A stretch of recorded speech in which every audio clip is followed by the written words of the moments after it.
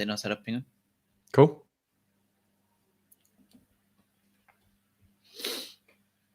All right. Hello. Welcome to episode 303 of Together BHA. I'm going to immediately hijack this and ask if you've seen Bournemouth's goal that they've just scored. They just scored directly from a corner.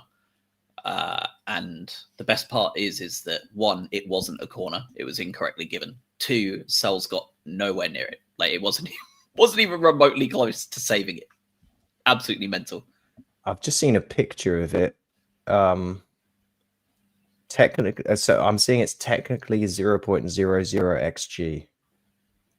That's classified as. So I think it's quite funny watching Nottingham Forest downfall because their owner is such a dick that it's giving it all the biggin about last season and what they were doing, and now good luck to them. And they got Dyche. Dyche in Europe is truly the most cursed timeline. And he won, didn't he? Didn't he win midweek in Europe as well? Absolutely mental. He did, but not just Dyche in Europe when you think about football, but the idea of Sean Dyche in Europe is quite funny. Like just on holiday, just in his shorts, like wandering around, like complete fish out of water, trying to like butcher in the local language. Like gracias and Spanish, cerveza, these are only word, you know. That's absolutely wonderful. Doom in the chat, nice to see you. Burnley beating Wolves 2-0 up already. Wolves and West Ham might well and truly be on the list of relegation candidates here. Easy game to beat Wolves, isn't it? Yeah, it should be. Yeah, no worries with that. Yeah, I was just saying to the missus, without Dr. Brighton, they'd be sat on 1 point in 9 games. Like 2 points is absolutely not any better, but it really goes to show that we really should have done better. And the fact that we came out of that feeling quite fortunate to take a point is kind of worrying. Yeah. But we are here on October 26th. We obviously missed last week due to, a multitude of different reasons. So typically we miss probably what was Hurtzler's best team performance under his managerial leadership, and come into one of his poorest games this season. Probably, if not the poorest, away at Old Trafford. The United fans are being told to trust the process, and it seems to start to be bearing fruit. I thought that we were going in the same direction, and we've gone back to exactly what we were doing for the last 6 months, so maybe not. First things first, Adam, before we even get into that, clocks went back yesterday or last night. How do you feel about the clocks going back and forward? Are you one of these new age hatred of the clocks going back and forward and want it abolishing, or do you not really care? Well, firstly, don't put me in with the people that my clocks have not changed so far. Not yet. No, mine are as is over here. But I don't know how I feel about it, because all of it sort of frustrates me in the same way. So now they go back and you start to go, oh, it gets dark too early. But then you get screwed in the morning. Either way, it's annoying. I think the more frustrating thing is I just hate changing any manual clocks in my house. That is the thing that I find most frustrating. And I'd rather just not do that. But, you know, going back to the missing of the last podcast, it would have been so boring for us to sit here and talk about how it was just finally we saw the Brighton we wanted to see, and we performed well. We played well against a good team, nullified a lot of their, world-class players, and put on a performance that we could be proud of. It's much better for us to come in and talk about how we completely shat the bed against Manchester United. I mean, what's more enjoyable than that? Depends on who you ask, I think. I think it's very, very mixed reviews. But I will say our most viewed episode ever is 7-0 against Forest. So maybe that tells you everything you need to know, right? This is the problem with content in this world now, isn't it? Just what an indictment. Yeah, we get the odd comment saying you're too negative, and yet the views tell me the people yearn for sadness. So what do you want Well, from that's us? the same with what's it, the Arsenal one, right? Everyone would tune in to the old Arsenal one to laugh and see the reactions of the people getting furious. But Absolutely. no, we trust us. We would love nothing more than to talk about victories and well-earned victories, and the Newcastle one was that. But I think it does highlight this pattern that we see under Hertzler, and quite frankly, a pattern that we've seen under most of our managers in recent memory, of this idea that as soon as it seems like we figured out what we do as a team, we then go off and look like a completely different side again. You saw with Potter, we were a very streaky team. If you remember those patches, we were very good and then we were Absolutely. bad. De Zerbi did the same thing. And Hertzler, it's I mean, after the 7-0 that you mentioned, didn't we then come out and like play really well for a few games, didn't we? We won like, I think we won like 5 on the bounce. Yeah. Yeah, not the sensitive. He burned the thing, didn't he? He burned his like game plan on the training ground, some kind of weird symbolism. And now we have that really good performance against Newcastle. And I would say, in general, it's probably the worst I've collectively seen each player play at an individual level against Manchester United. The odd exception with the subs, but broadly, you could say everyone was just sort of crap yesterday. Yeah. Spoiler alert. I think we're going to agree on that. Doom in the chat saying about the negative stuff from yesterday and noting that Costolas and Watson look really good. I think that is going to be a large part of our positivity piece, right? Like the subs, the impact they make. Again, I've got some really interesting data around that we'll talk about, and kind of whether it's a good thing or wider scoping thing of bad. I don't know. Like, we'll figure it out. I guess we'll just chat about it. But let's talk about that opening kind of starting 11. I mean, for me, I didn't have a lot of concerns with it until I saw them on the pitch lined up. The lineup, for those who may not have seen anything or tried to just ignore everything since yesterday, Verbruggen in goal, Weaver at right back, Van Hecke, Duncan, De Kuyper, Belaber and Ayari in the midfield, Minte, Ruta, Kadioglu, and Welbeck. Pretty much the 11 that went toe-to-toe with Newcastle, with excellent performances across the board. And the first note I made was, why are Ferdy and Minte on opposite sides? We talked about in the chat quite a few times this week, even though we didn't get to record, how fun we all found the Ferdy to Kuiper combo to be. How they could both go forward and backwards, and just they seem to just know what to do and how to cover each other, and they both can put in a hell of a delivery, and both are quite happy going forward, but are also both, you know, by trade fullbacks and quite good at the old defending stuff. Why did we put Minte on the left, where he was totally ineffective all game, well, bordering on really poor, and Ferdy again almost just kind of existed over on that right hand side when he did so well on the left. What did you make of that lineup? Obviously, the other question I have to ask for you, especially, is Belaber starting. Looked fantastic against Newcastle. Has looked crap the entire rest of the season, and was heading up to Old Trafford, where all this drama started. Do you think that was the right decision to play him this week, or would you rather have given him a bit of a mental rest, given the bounce back he seemed to have got last week, not risk anything going to shit Old Trafford? I think there was probably a belief that Belaber was going to play at a high level to impress at Manchester United. As simple as that. And I think if I were in Hertzler's position, I would have picked him as well. And it'd been one of those, go on, if you think you're good enough, go and prove it. And boy, oh boy, was he not good enough. There was one shot that he took, just, God, goodness gracious. The importance of Carlos Belaber, or the importance of that defensive lying midfielder for us, changes the whole complexion of how we perform in general. When Belaber plays badly, the team plays badly. There's no denying that, I feel like, at this particular point. The other part is the persistence of having Weaver play at right back. And I think everyone is tired of this experiment at this particular point. It's not that was bad. It's that we saw how Baleba was playing yesterday. And at no point did he just decide, all right, UEFA, go and play in Baleba's position and do it that way. And we'll move someone to right back. The other piece is we've won without Joel Veltman. We've only won one game in the Premier League this year when he hasn't been starting. And that's the game against Manchester City.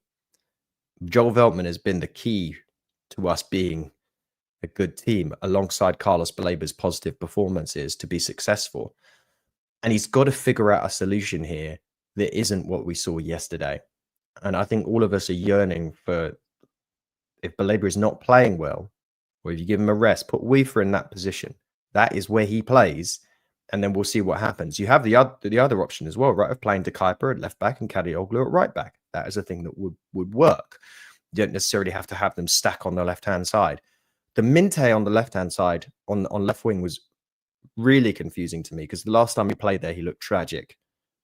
And we went back and just did it again. Whether he saw something defensively that said to him, all right, I think we can exploit this more by having Minte on the left-hand side, whether it's we can have one of the Manchester United players have to track back more due to Minte's pace, or we think there's something that we can take advantage of. I don't know, but it was very clear it wasn't working. I think it was also arguably Minte's worst game I think I've seen him play. He looked like he just discovered football. Like it was just a new thing that someone had said, hey, there's this new game we're playing. And he goes, okay, I'll give it a try. And that was what it seemed like. His first touch was diabolical. The best thing he did all game was that little mazy run. And I think half of that was a bit of luck. He just saw the ball like sort of bounced off his feet in fortunate positions. His finishing was not good. He put in one really good cross, and that was the best thing he did all game. And I'm surprised that Hertzler didn't make a change for him. You had the option to move things around there. So I think this is the other thing that's we're all finding quite confusing is what's Hertzler, what is he doing? He always tries to move things around and put people in different positions and try and outsmart himself. And there's elements of Pep Guardiola to it. It's like, just play the players where they play and we'll see what happens. Yeah, and I mean, it comes back to the fact that we aren't playing our best players in our best positions. And I feel like everyone is agreeing with it. Like, I feel like everybody accepts it. And like you say, I don't think Weaver played badly yesterday. I don't think anyone played well. But I don't think Weaver has put in many stinker performances at right back. He's been fine. But I think that is the key thing, right? And I think that I just wish some journo or someone would ask Fabian why. Like, I just want to know the why. You know, you hear that shit in like corporate seminars and stuff. Like, tell your employees the why, and they're like, understand, like, bit less mad. In this case, I genuinely will be less mad if you just tell me the why. If you help me understand why you persist with Weaver at right back and not give Baleba a rest, like, because it truly does feel like we're playing with 10 men at times. This game especially, right? It felt like Baleba was just miles off it. Why are we not trying to shake up our defensive partnership after making 2 new centre-half signings? And now we are, I believe it is 21 games clean sheetless. One clean sheet in our last 20 Premier League football games. Which isn't good if you're not a stats person. That isn't good. And obviously we've just conceded 4 to United, so the trend is continuing on, and it is not sustainable for any team to finish as a top 10 team, let alone a European team, if they have to score 2 goals minimum to win a game of football. And right now, that is our reality for 1 in 20. That's crazy.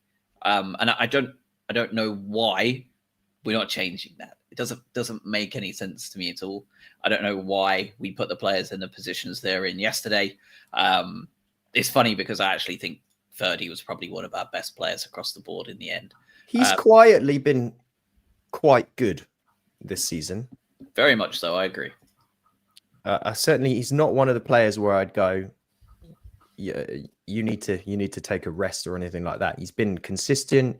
He's got a lot of energy. I like the crosses that he can put in. Defensively needs some work, but we knew that coming into it. Has versatility, although I don't want to see him play right wing very much. No, I like the player, and I think we missed him last year. That he's absolutely not one of the problems. The centre back piece is confusing to me because I know he's very loath to make changes there, but I just don't understand how sustainable that is with Boscagli and Coppola just sat there. I just don't know kind of what he's waiting for. And give Dunk his credit, he put an incredible crossfield pass yesterday at one point. Amazing pass out to the left wing. And he's capable of doing that. And obviously Van Hecker you don't drop Van Hecker unless something's gone crazy wrong. I still don't see the point of signing those two centre-backs. Was it just purely for injury? If it was like I don't think it was. You don't sign. I don't think Boscagli signed. He had half of the teams half of like top European teams all interested in him. He's going to want to leave, and we're going to have to let him. And he's going to go somewhere at the same level as us or better than us, and we're going to look really stupid because he's going to be an excellent centre defensive midfielder, centre back hybrid that he was doing just at PSV. And I don't understand it. I don't know why. And I think we're going to... What pains me the most is I think we're going to watch this team get rotated at Arsenal in the week. And we're probably going to lose by a couple of goals. And that will be Hertzler's responsibility. See, that's why we're not playing them. But actually, it's because you're playing a whole new back four, right? Like you're playing the central defensive partnership that's not that's not the real answer. It's just a way of confirming your biases in the same way that we're all guilty of doing, I feel. And that's going to be quite frustrating. For the first 20 minutes, though, to be fair to the Albion, I felt it was very chaotic more than it was anything else. But it equaled quite a few chances for us in that first 20 minutes or so. And from the data, it looks like we pretty much gathered most of our XG in that early exchanges. They looked miles out of shape. United, kind of all the stuff they were guilty of over the last year and a half under Amorim, they were doing before they realized that they needed to settle back into shape, and then they just dominated us for the next 70 minutes.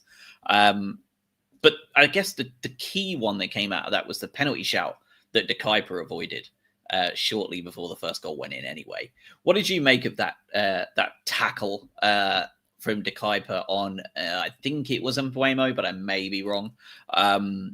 It was adjudged that he did make a slight touch on the ball that was effective enough to be considered a successful tackle and therefore was not given.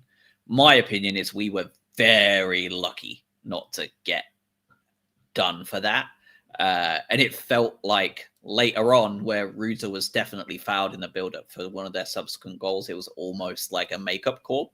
But I would love to know what your thoughts were on that and whether you felt that was a penalty or not, and kind of just your thoughts on that opening 20 minutes, because I think most people agree it was a different kind of exchange, and then the next 70 kind of settled into quite a grim outing for the Albion. Didn't De Kuyper bring someone down a few games ago with a bit of a clumsy challenge? Maybe I'm imagining that, but I mean, I fully expected the referee to point to the spot. And then I saw the replay and I fully expected VAR to overturn it. So I thought we really got away with that. And I actually think the referee in general, who was it reffing yesterday? Do we know? Anthony Taylor? Anthony Taylor, yeah. He was very keen on just trying to let the game flow, which in general I'm quite happy about occurring. But there were a few decisions where you sort of went, well, I wish you would have called that back. And we'll probably talk about that with the Ruta shirt pull for one of their goals. But no, that should have been a penalty. So we rode out of luck there, in my opinion. And you're right. At the start, I mean, Man United came out the blocks quite quickly for the first, 5-ish minutes. And then we started to try and control the game. I think what's quite weird about the way we play is you've got this sort of possession element to the game that Hertzler tries to instill, but we're not as desperate for possession as we previously were under De Zerbi or Potter. So it's like we want some possession, but also we're quite happy to counter and play direct when needed. And the problem is when you're so leaky defensively, that game plan falls apart a fair amount because you'd rather have the possession because you're not doing the defensive bit. Yeah, I mean, I've got some data on that too. So over the first 8 games prior to United, our average possession was 46.6%. Right. 40.9 against Chelsea, 35.9 against Spurs. But as you say, we're not fixing anything defensively, and if you're going to play like that, you have to. Yeah, I mean, I go back to some of the stats I've thrown out in the past as well, right? I think we're still this year top of the table along with Sunderland on points gained from after falling behind. We concede always, but we've been quite good at getting back into games, and we nearly saw a bit of that yesterday by hook or by crook.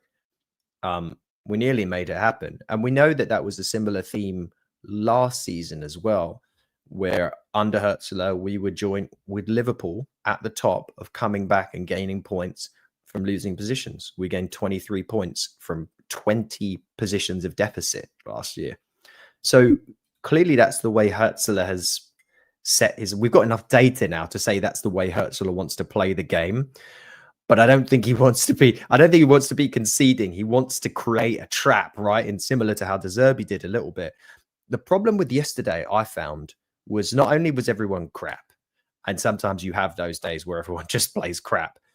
I think Ruta was especially poor, and that position in the team is very important in terms of making everything happen. And we saw that with João Pedro and how important he was to the team. The inability for us to make anything occur between Carlos Baleba and Jorginho Ruta meant that then we went back to the same game plan we typically have, which is get the ball out to the wings and just pray. And against Newcastle, that was okay because you had Minte dancing around people and you had players playing well out wide. Against Manchester United, you're playing against a 5-back. So you have cover coming out from the central positions and you're getting double teamed on the wing, and then the player drops back from forward. So they're almost sort of encouraging you to then come through the middle with an aging Casemiro who can barely run. And we just weren't able to do anything through the middle. So we were just sort of drowning in our own game plan. And it felt like Hertzler didn't adapt well enough to how Manchester United set up. And he couldn't be surprised, could he? They set up like this constantly. That's what they get. That's what they get the criticism for, right? It's that he will not adapt to anything. Like, this is their way or the... I mean, it's very De Zerbi-esque, right? Like, it's his way or the highway. Amorim has the exact same philosophy with a different style, of course. But I mean, yeah, I think you're right. Like, when Minte has the poor game he has, you need your others to step up. And Ruta has usually been that guy. 2 assists this season. FB ref, because I know that so many different places have different XG and stuff, but FB ref has him with the highest expected assists on the team at 1.7. So, like, if you are wanting to score goals, I know 1.7 is not great anyway, but like, it's going to come through Ruta more than anybody else. So when he's off it and your best winger is off it, it leaves Ferdi Kadioglu as your guy, and it reflected in the fact that he was the highest rated player on SofaScore and who scored 2 key passes, 3 successful dribbles. Like, he's the guy that stood out. But you don't want to be in a world where he is your guy that is the guy going forward. And I think it lends to the entire midfield 3 being crap yesterday. Ayari had one of his worst performances for us too, I think. Yeah, he was not good. Ever. Not good. And I looked... there was one thing I saw earlier, which I just like absolutely blew my mind. I'm trying to see exactly how many we had altogether. Yeah, we had 13 fouls yesterday. But the 2 biggest foulers on the team almost were, I think it was both Ayari and Baleba. So, like, your central midfield duo were constantly caught in transition, which is exactly what you talked about. If there is no trap being set, we're being bamboozled by our own style of play. And you saw it all the time, and there was no adaptation there at all. And when you're seeing, well, I mean, we can talk about the first 2 goals, but when you saw both your midfield pivot getting hooked off before an hour, that's pretty bad. That's really quite scary. And the first goal was coming and deserved, wasn't it? Cunha, great finish. There's nothing that Bart's doing about that. It was quite possibly inch perfect. It was a really, really good finish. I felt like closing down wasn't as good as I would have liked, but you can make those cases for all these. Anytime you concede, you go, well, someone did something slightly wrong. But it was a really top draw finish. It really was. 10 minutes later, not a top draw finish, but another one that poor Bart could do nothing. like I thought Bart played quite well yesterday for conceding 4 goals. It sounds weird when you see we conceded 4, but I thought he made some fantastic saves. And none of the goals I look back on going, well, it was his fault here, there, or anywhere. The first one was just a fabulous finish. It's not being saved by anyone, I don't think, with the manner it went in. And the second one definitely isn't being saved by anyone because Casemiro has been awarded it. And Sky were like, well, he's got so much stick, he deserves it. He doesn't deserve it, does he? No. It wasn't even going on target. It was not his goal. Actually quite off target. I do feel bad that it would then be given to Ayari as an own goal to like just pile on his poor game. But it was one of those games where we went in 2-0 down and at halftime. And although that deflection was an absolute scam, I didn't feel aggrieved at 2-0 though, because really they should have had the penalty and been 2-0 up anyway. And arguably they probably could have had another 1 or 2 if Bart wasn't on such good form making saves. There was one really point blank with Bruno where he made a fantastic save with his arm, like very strong arm, really good save. Yeah, I thought that at halftime, I had no grievances at all, really. I thought Anthony Taylor actually gave us quite a few favourable calls yesterday. He did across the entire 90 minutes, and that's 303 episodes. How many times do I think we can count that we've said that the ref favoured us? I don't know, especially in a loss at Old Trafford of all places, but. I thought that if I was a United fan yesterday and we'd have come back to 3-3, I'd have been fuming at Anthony Taylor yesterday. Yeah, I think it would be fair to say that we got the fairer wins on the refereeing decisions yesterday, and the fact is, if you don't take advantage of that, you've got no one else to blame but yourselves. I just don't know how this team maintains a level of consistency whereby they perform to the level we know they're capable of, because we just haven't seen it enough. Like, what games this season do you think the team has played to their level, in all honesty? I mean, I think we've talked about this almost every week, in that for 15 minutes here or there they do.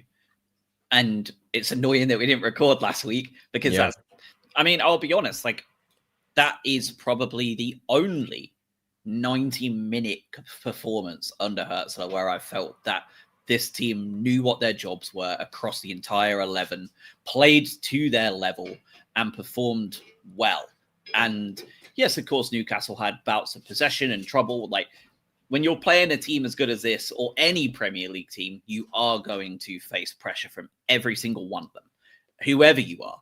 Even if you're Manchester City at their most stifling, you're going to have 5 to 7 minutes against Burnley where you're going to go, oh my goodness, like, they're just hammering us with corners and shit, long throws, right? Like the return of the long throw, I love, by the way. And you're going to have that. So I didn't have any grievances at all around the periods of pressure Newcastle had. It worried me because of the manner that we can't keep clean sheets, and we didn't. But I didn't feel any real concern around our performance. So to answer that question, Newcastle is the only time I can tell you under Hertzler's entire leadership that we've had a full 90-minute game where I felt that we played to our level. And that's not great, is it? And you're right. Like, you went into halftime yesterday and you kind of went, yeah, just okay. Let's see whether Hertzler can do his halftime magic of I don't know what he does, shouts at them, talks to them about statistics, makes some subs and sees what happens. But even though we got fortunate and we did get back into the game and we scared Manchester United, do you feel like we sort of earned that? Or do you feel like it happened just anyway? Because the free kick, Danny Welbeck, better free kicks than I think anyone has ever given him credit for. This is not the first time it's happened. Keeper probably should have saved this one. And we score from a corner, and we'll talk about Babis and what he looks like, and the fact that it was Milner that crossed the ball over the corner and he got his head on it. So 2 subs doing their thing. But that's 2 set piece goals from open play. At what point did we realistically sort of look like scoring in the second half? Unless I'm completely forgetting some stuff. No, I don't think so. I think that the comeback, and I mean, Brian Mbeumo's first goal was excellent. Again, just another great finish. And obviously then I think for me, and we talked about Brighton do this a few times where we beat ourselves almost. Amorim almost did that to United with his substitutes. Heaven, Dorgu and Mainu on for sure, Casemiro and Diallo, and it made a massive difference. It felt like they went into super negative mode. They weren't keen on going forward. They felt very poor. And they allowed us to put that pressure on. And you saw once that goal went in and they kind of crapped their pants a little bit, they made a couple of extra changes, Xerxes and Ugarte. And once that second one went in, they almost remembered they could attack and go forward. And then they caused us some serious problems and obviously ended up scoring the 4th quite deservedly, annoyingly enough.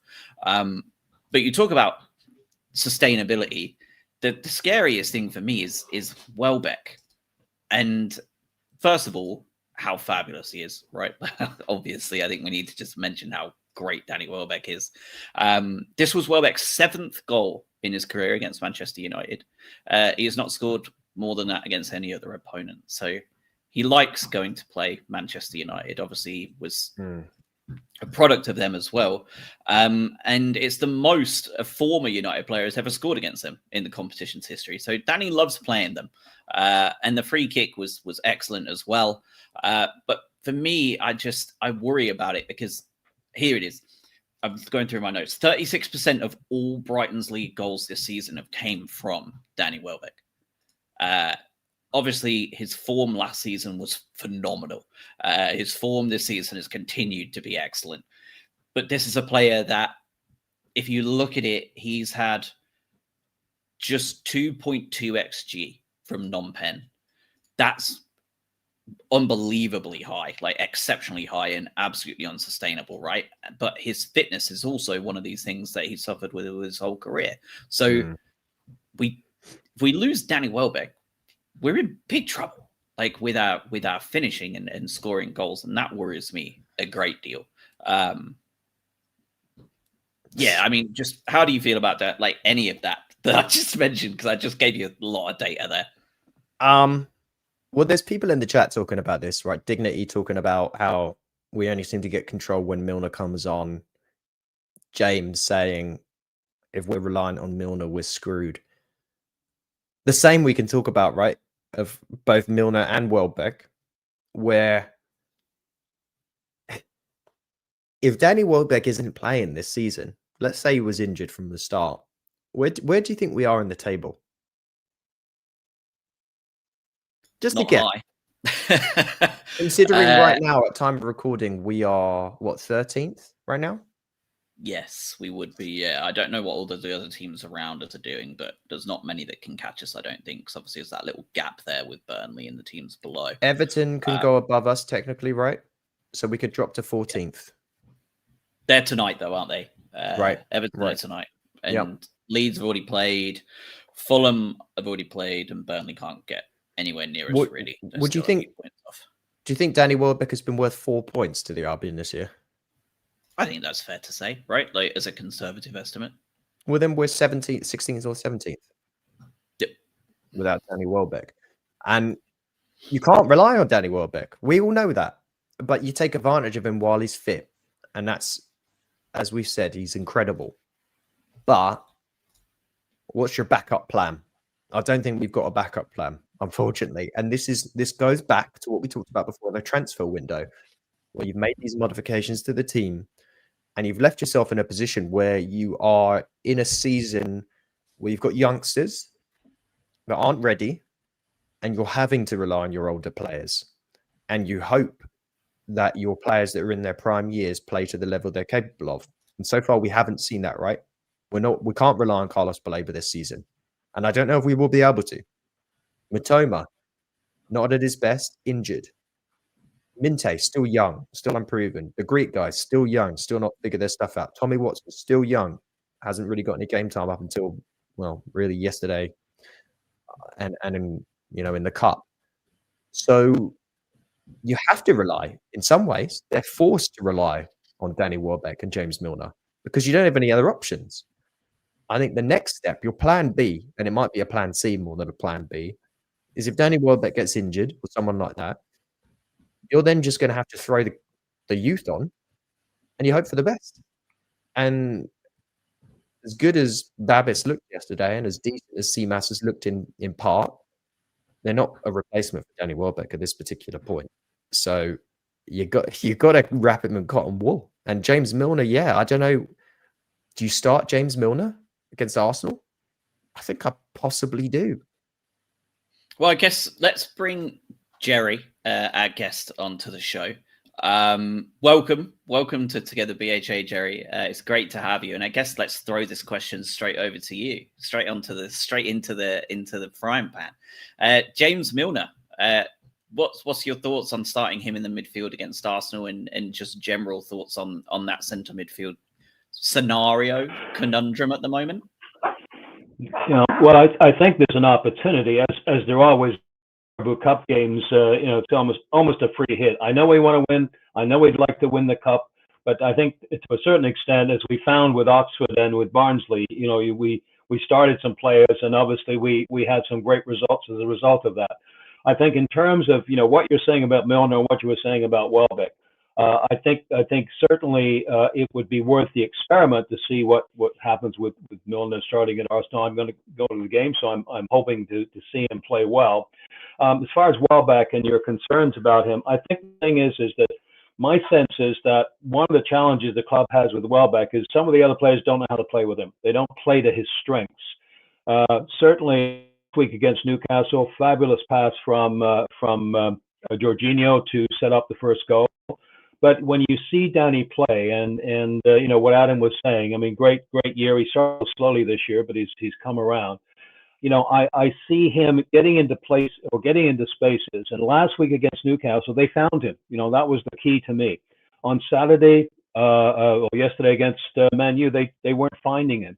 And I think the thing is that with what you've been saying about all the young players, and I've been screaming on various chat WhatsApp groups to start playing them, get them on early. Forget the fact that they're 19 or 20.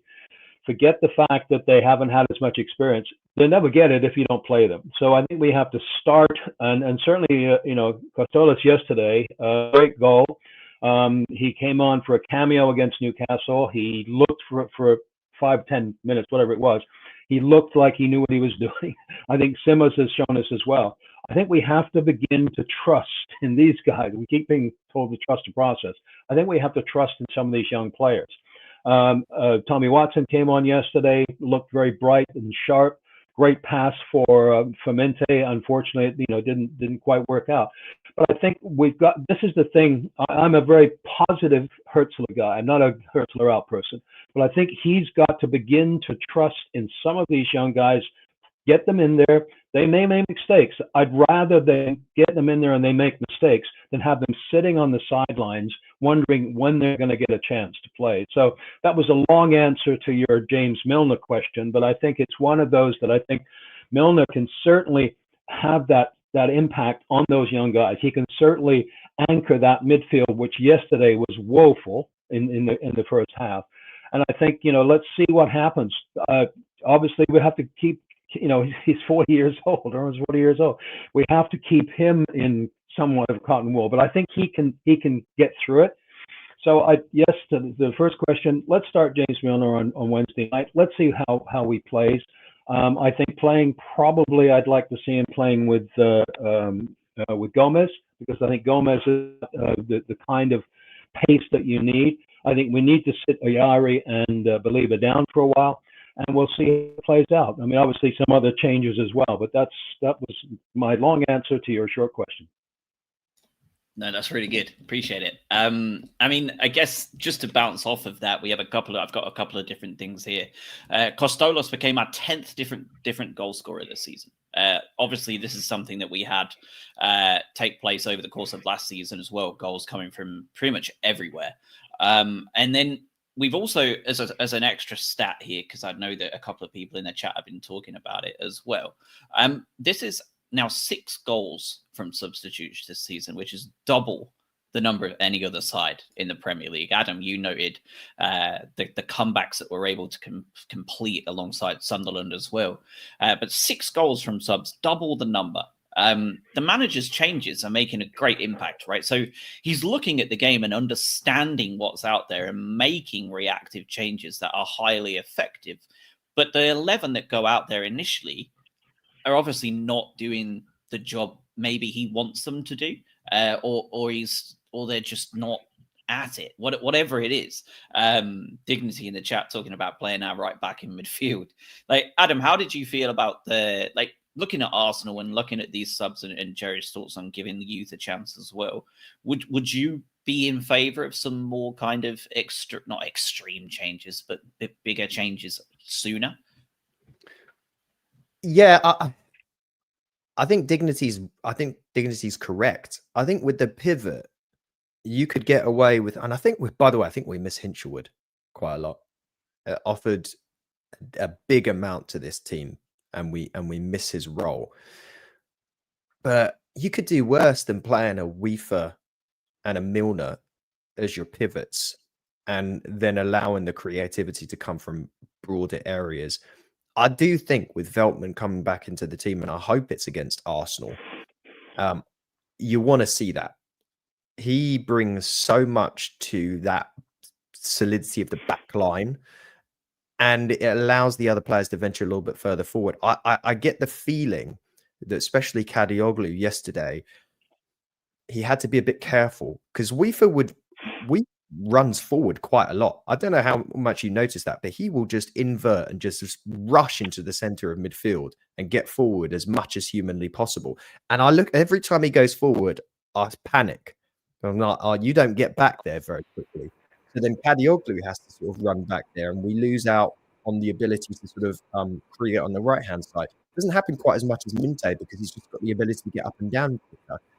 So I think you've got to change something in the midfield. Ayari, again, we talked about, he didn't have his best game yesterday. I think you have to, I would not play Ayari against Arsenal. I would like to see Milner and Weaver in those central midfield positions. And you can go more attacking in other places when you've got those defensive players sat there, the experience sat there, then I think you can play Seamas. I think you can play potentially Babis. I very much would like to see Watson start against Arsenal. We saw, as soon as he came on yesterday, and yes, he does obviously look very inexperienced, there was something when he got the ball, you just kind of got excited. There was his ability to just dance around a defender and make something happen was it, with Minte's inability to do that and Kadioglu playing outside of his main role. We didn't see that a lot yesterday. And as soon as Watson got the ball, you were kind of like, oh, hold on. That's what a real left winger looks like. Let's do that. Let's do that against Arsenal. But I agree with Jerry, but I want to make sure you have to have that balance. If you just throw all of the youngsters in, and we've got Coppola at centre back, we've got De Kuyper and whatever, we've got Babis and Seamas and everything, it's going to fall apart. I want the balance of having those experienced defensive players in there, and then we can play the youth. I guess that's where my next question comes to, and that's the Arsenal game, right? We've got a lot of experienced players on the bench, and we've also got a lot of experienced players in the squad in general. So just throwing out like a pretend 11, like Steele in goal. Do we all agree that Steele will start in goal? Yeah. Why not? Why not? That? He's the cup keeper, isn't he? Do we all agree that he'll start Boscagli and Coppola again? I think he will. He should. Yeah, I think so. I've certainly been calling that out. Again, I've been calling that out for some time. And you're right, Adam. I wouldn't say we'd throw everyone in there, but I think when we've seen Boscagli and Coppola. Coppola played, I think, 70 plus games in Serie A. He's played for the Italian under-21 team. He's played for the Italian national team a couple of times. Boscagli's got lots of experience. These are not people that are inexperienced. So I would feel quite safe putting them out there. And I think you're right. Having maybe Tommy Watson out there doing what he can do and showed briefly yesterday, I think would be a great thing. And then I think you bring on, you could even start with, if you want to start with Welbeck, that's fine. But I think bring them on as needed, or bring them on depending on the state of the game. If they're losing 3 or 4-0, fine, you can throw them on. If they're leading 3 or 4-0, which we'd love to see, again, bring them on. But I think we've got to, as I keep saying, we just have to give them an opportunity, have some faith in them. You look at what Bournemouth are doing with with a big change defensively with some young guys, and they're just tearing it up. And I think we seem to be or Hursler seems to be unwilling to really go with these guys. And we've paid 50 million to the 2 Greeks in total, and it seems silly to have them sitting around. I guess my next question to you both, and anyone can answer this. My answer to it, just because sometimes I do get a couple of messages saying like, don't answer my own questions. My answer to this is I don't think anything changes because I'm like sad. But here's the question I have. Say we go to Arsenal, we play Coppola and Boscagli at the back, probably maybe De Kuyper and Veltman, or De Kuyper and Ferdy at fullback, right? We see what we're wanting to see. Milner and Weaver in that middle of the midfield. We have an incredibly experienced middle 4 there, right? Boscagli, Coppola, like you say, Jerry, has a ton of experience for his age. And then you've got that midfield duo of Weaver and Milner there. You've got Watson on the left. You've got, maybe you make Minte play another game on the right? Or maybe you put Gomez out there. Maybe you start Babis, maybe you don't. Maybe you start Welbeck and one of the Greeks. Not sure how they do that. And Watson up top as well, who I think will definitely play on the left this week. Say we go there, we play this kind of team, and we win 2-0. Superb performance, all ends up. Arsenal play a decently strong side as well, because I think they will. I assume they'll play like a pretty respectful side because it's us. It's not like a smaller side. We put in that performance, and then we come back to Leeds at home the following week, and we concede 3 and win 4-3, just as like a random one, right? Do you think, or we draw 2-2, do you think that Hursler makes any changes to that centre-back duo or midfield group for Palace, given the performance that they would have put in at Arsenal and the performance the current group are? That's how I feel too, and that's depressing. No, I don't think he does. And let's not downplay this game against Arsenal. I know it's the cup, and I know everyone's got sort of mixed feelings on how aggressive you go in the cup, but this is our opportunity to win that trophy that we very much hope for. If you knock Arsenal out of the cup, that becomes a lot easier because they are the form team in the Premier League as it currently stands. They're the most consistent team out there. Everyone else has wet the bed a fair amount this year, and Arsenal haven't. Winning as we speak as well, by the way. Winning as we speak. Eze scoring against Palace is quite funny. Well, it's also, it's one of those ones where Arsenal keep getting this reputation of being this very defensive team. That this goes back to the sort of 90s Arsenal of you win your games 1-0. But I think I don't really feel that's necessarily correct. If you look at their XG that they've created in their last few games, 2.1 in a 4-0 win against Atletico Madrid, which is no mean feat. 1.8 against Fulham, 2.8 against West Ham, 2.9 against Olympiacos, 2 against Newcastle. I want to compare that with Brighton's over the last few games. 1 against Manchester United, 0.9 against Newcastle, 0.9 against Wolves. You had 2.3 against a 10-man Chelsea. Arsenal quite an attacking side, and Brighton, despite the fact that we're constantly talking about the defense, we've been bailed out in a lot of games in certain situations where we haven't necessarily been a consistent aggressor. So I've gone off on a complete tangent while answering your question. I don't think he'll change the defensive aspects, but I think he has to change something. And at some point, this fan base, if we don't get more results like Newcastle, and we start to, and remember, if you don't get the result against Leeds, the bottom of the table isn't that far away right now. And people, you go back to that adage of you start to understand what a team looks like 10 games into the season, right? Well, Leeds is going to be the 10th game. And if the result doesn't go your way, Leeds go above you in the table. And you are then in the bottom quarter of the Premier League table, 15th or 16th. Hertz will get a lot of questions there. And then you start to go, well, now you have to make wholesale changes. I think that's where you potentially see changes defensively. That's where he might go, screw it. I'm going to play a 3-back and I'm going to actually use the players that we signed. And I'm going to play the tactics that made me successful at my old club. But until that happens, I don't think he does. And I mean, I guess this is the key point, I think, for this, is that obviously United are incredibly good going forward of late, right? They certainly haven't been for a while, but over the last couple of games, they've really turned it around. But Leeds are the absolute opposite. Their top scorers are centre-back Joe Rodon and Noah Okafor with 2 goals each. Calvert-Lewin is not doing really much of anything, 1 goal in 7 games. This is like the ultimate test for Brighton's back line, really, you would think, because unlike the clinical finishing they've faced at Old Trafford and really the really very tough opening set of fixtures we've had, we're playing a team in a week's time that are statistically one of the least clinical finishers in the entire division. So you would really hope that this will be another clean sheet on the board, right, Jerry?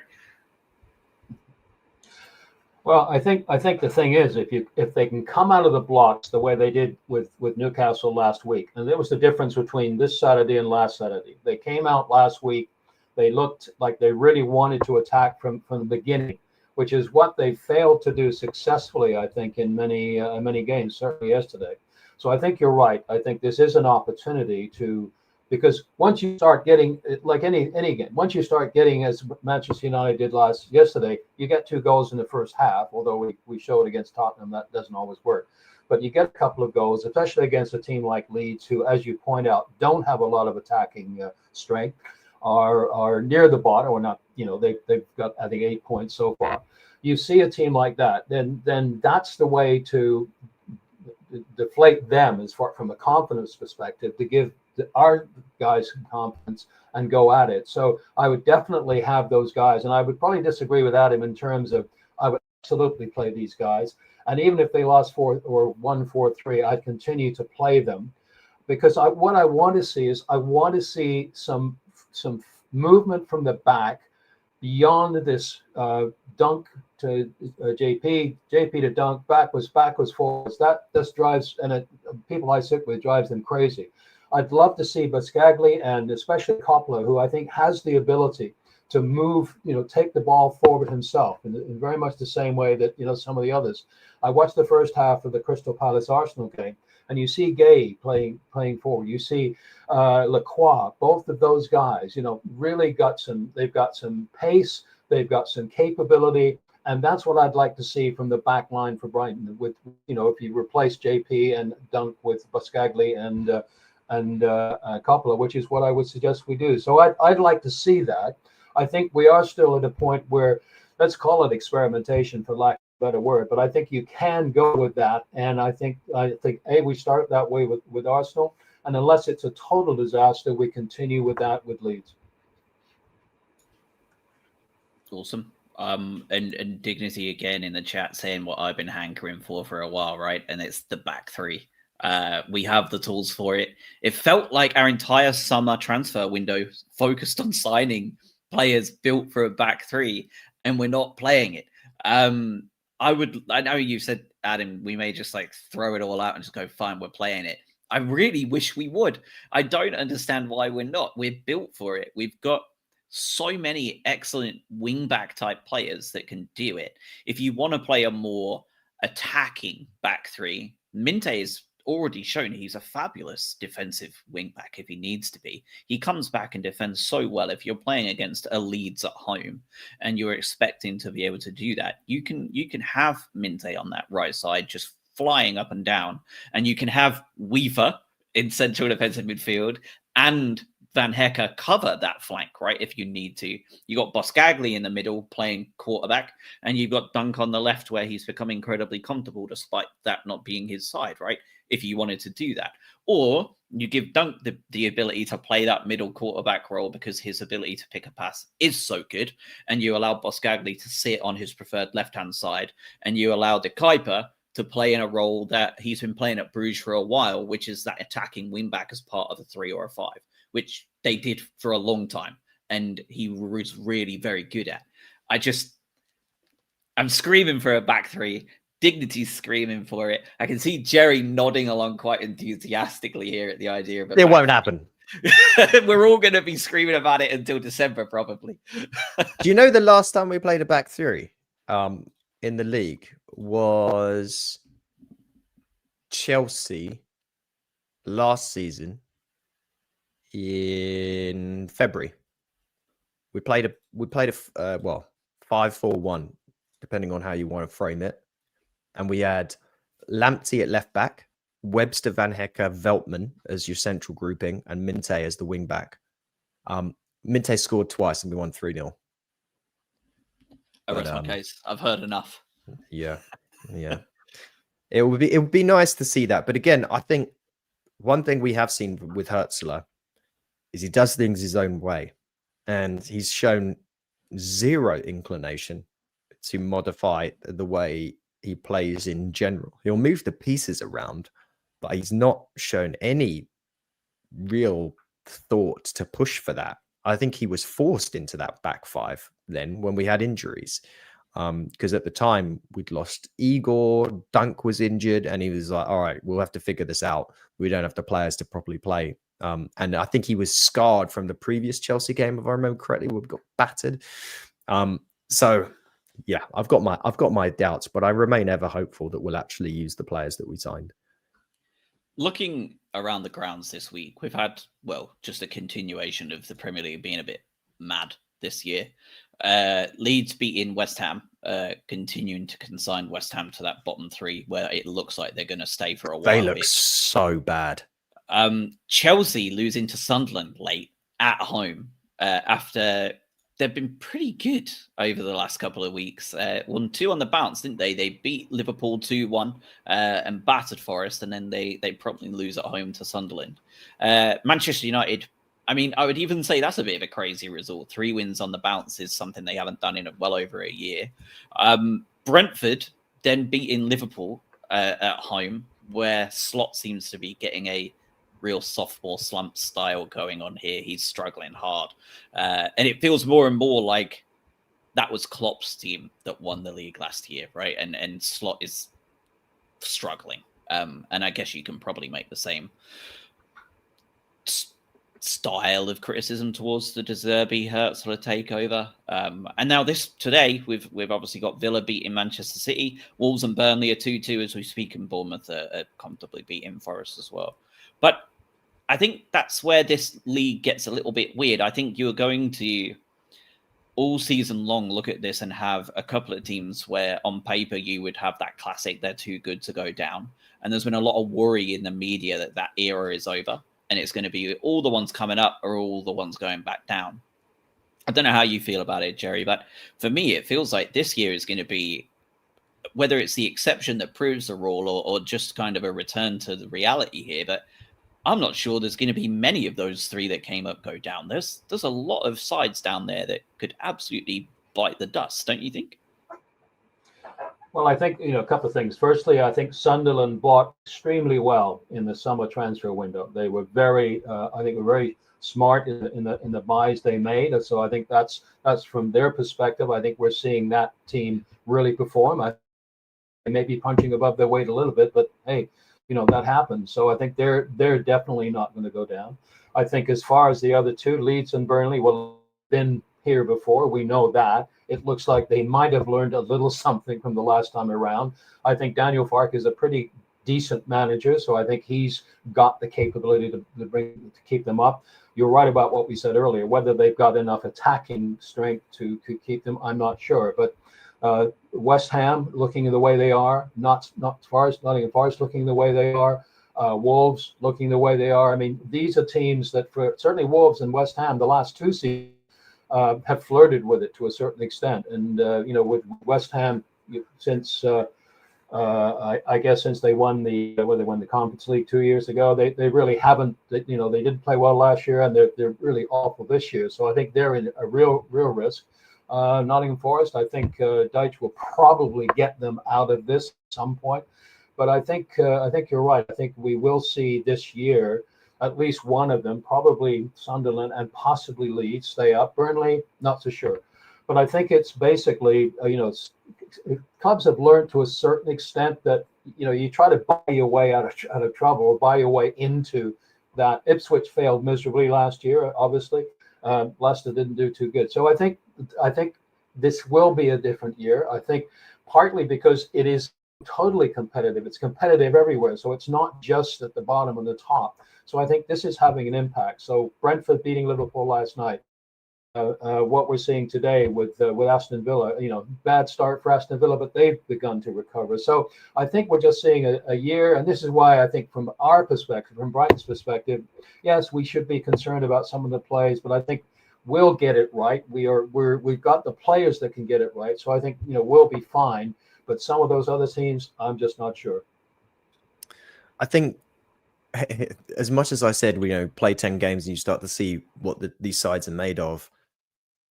What will happen as we go throughout the season is the promoted sides will start to suffer through the lack of squad depth. And that's where you start to see these sides fall away when injuries mount up and they just don't have the players in there to perform at the level they need to be over a 38 plus game season. Foxy's made a good point about don't get carried away with Sunderland. You got 10 players going to the AFCON. That's the other thing that clubs have to be mindful of too. So there's lots of sort of kill them. 10 players going to AFCON is massive. 10 is a lot. I might take a labor there myself, willingly. So we'll see. But we'll suffer from this too, right? Minte, right? Would go. I do not believe the Gambia qualified. Perfect. Well, I did look it up, and I'm pretty sure they did not qualify for the AFCON. So we are not at any risk of losing Minte this January. Tremendous. Very good. Very good news. Yeah, I think they qualified for the World Cup, but not for the AFCON. Weird. What was this? I guess we now let just anyone's in the World Cup now. It's about 4,000 teams, isn't it? Because it makes Infantino more money.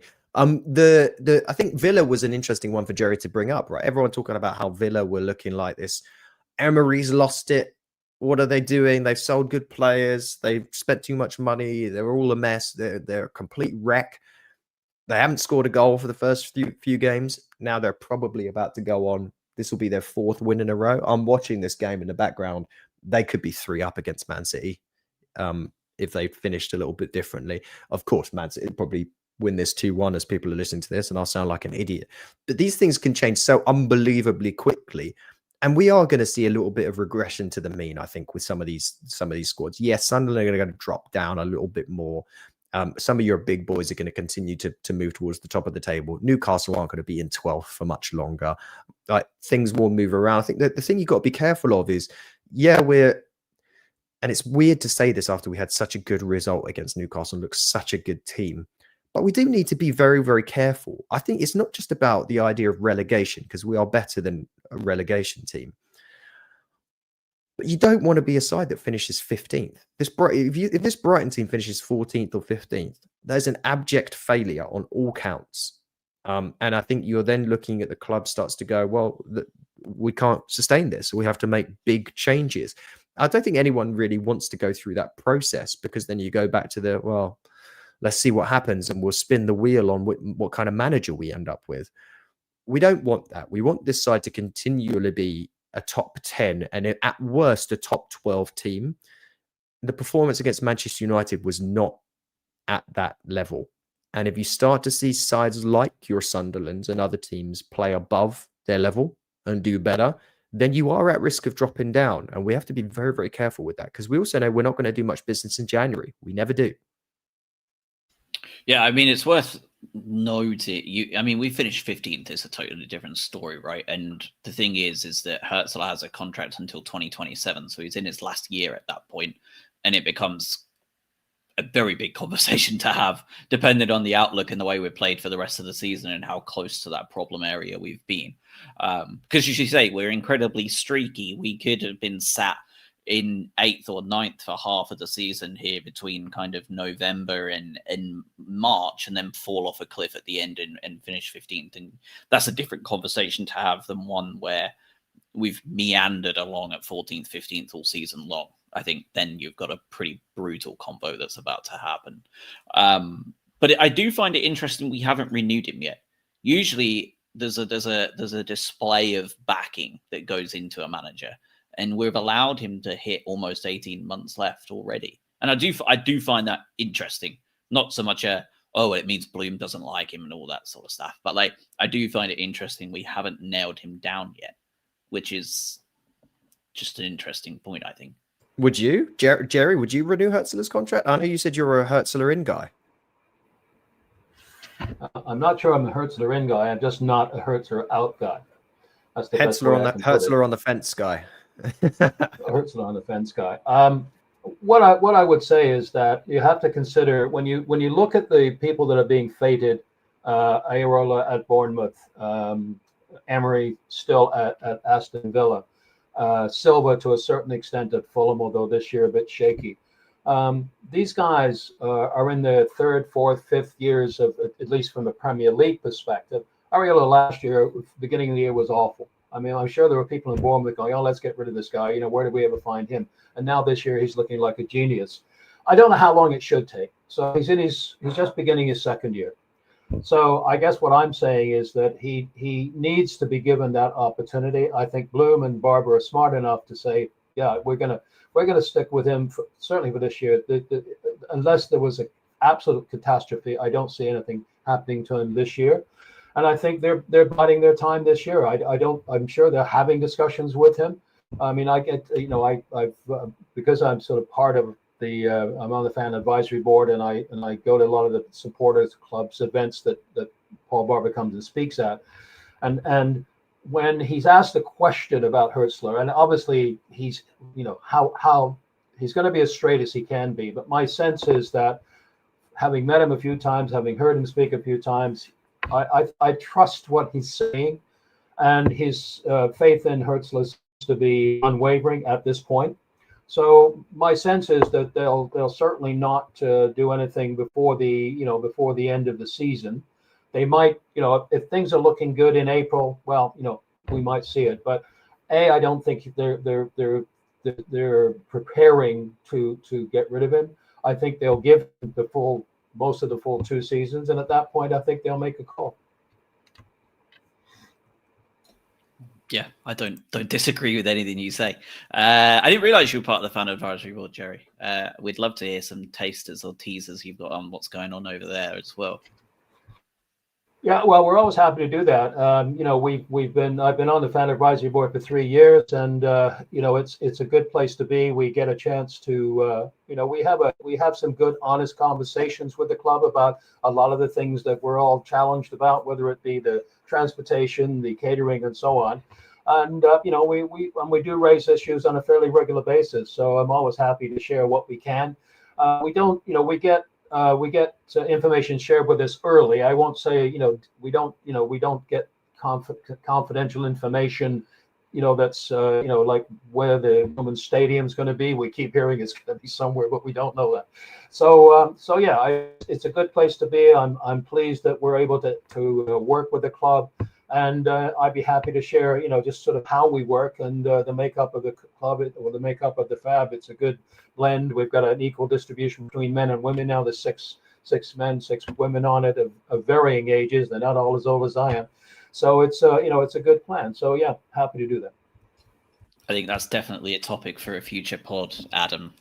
We'll dedicate 15 minutes to that. I think a lot of the listeners here are ones that are just not super in tune with what you guys are up to. So I think it would be great to have that. That would be great.